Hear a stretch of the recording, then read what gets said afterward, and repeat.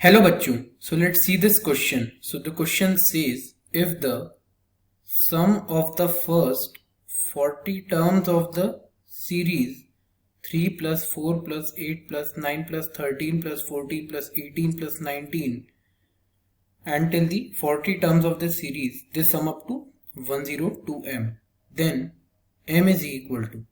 तो इस क्वेश्चन में हमको क्या बोला गया है? इस क्वेश्चन में यहाँ पर हमको बोला गया है कि यहाँ पर हमको एक सीरीज दे रखी है 3 प्लस 4 प्लस 8 प्लस 9 और ऐसे करते करते ये आगे तक जा रही है।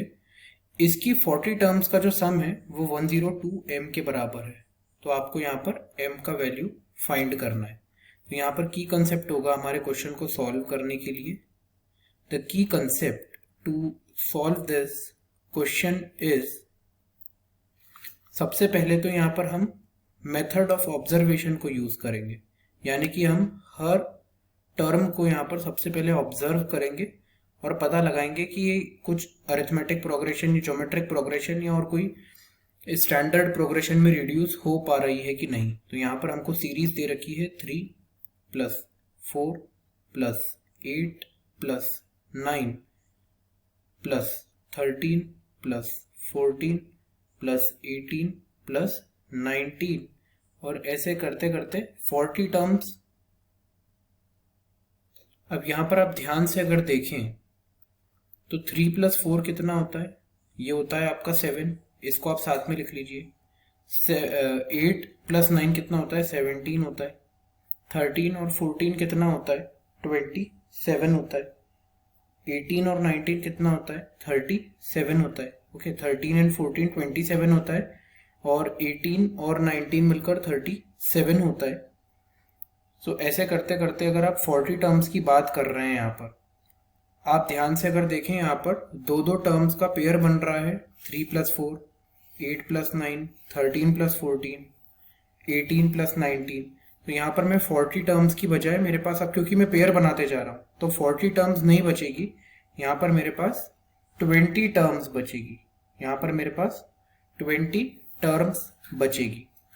अब इनको पेयरिंग करने का मतलब क्यों था? देखिए, यहाँ पर पेयरिंग करना इसलिए ज़रूरी था क्योंकि अगर आप ध्यान से अब ऑब्जर्व करें तो यहाँ पर 17 माइनस 7, यहाँ पर आप ध्यान से ऑब्जर्व करें तो 27 माइनस 17, यहाँ पर आप ध्यान से देखें तो 37 माइनस 27, इनका कॉमन डिफरेंस 10 आ रहा है।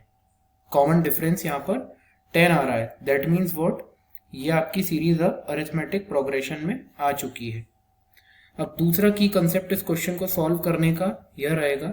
Second key concept to solve this question is, यहाँ पर आपको अरिथमेटिक प्रोग्रेशन में summation of n terms of AP का फॉर्मूला पता होना चाहिए। वो होता है n by 2 times of, bracket में आता है 2a plus n minus 1 into D, D यानी कि कॉमन डिफरेंस।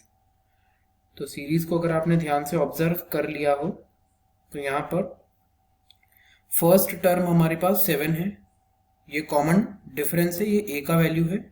और नंबर ऑफ टर्म्स कितनी है? 20, ये हमारी n की वैल्यू है। तो यहाँ पर फॉर्मूले में लगाते हैं तो सम ऑफ 40 टर्म्स कितना आ जाएगा?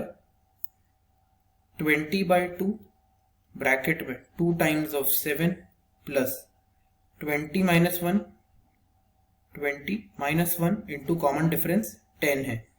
अब सम देखिए, सम ऑफ 40 टर्म्स, मैं समेशन का साइन हटा देता हूँ। सम ऑफ 40 टर्म्स ये किसके बराबर है? क्वेश्चन में ध्यान से देखिए 102m के बराबर है। तो ये 102m आ जाएगा इक्वल्स टू, ये कैंसिल होगा तो यहाँ पर 10 आ जाएगा। So 10 multiply with 7 to 14 plus 20 minus 1 19 होता है, तो 19 इंटू 10, ये कितना आ जाएगा हमारे पास? यहाँ पर ये आ जाएगा 14 plus 190 into 10 equals to 102m, equals to 102m। अब मैं यहाँ पर क्या कर सकता हूँ? 14 प्लस 190 204 होता है, 14 प्लस 190 204 होता है इंटू 10 इक्वल्स टू 102m। अब 102 से 204 यहाँ पर कैंसिल हो जाएगा, तो यहाँ पर कितना आ जाएगा? 2 आ जाएगा। तो m का वैल्यू कितना आ रहा है यहाँ पर, m का वैल्यू आ रहा है 10 इंटू 2, यानी कि m का वैल्यू कितना आ रहा है 20, और हमें क्वेश्चन में m का वैल्यू ही निकालना था, so m equals to 20 is the correct answer of the question. So according to our answer, which option we will mark? तो हमारे आंसर के मुताबिक कौन सा ऑप्शन करेक्ट आंसर रहेगा, ऑप्शन 1.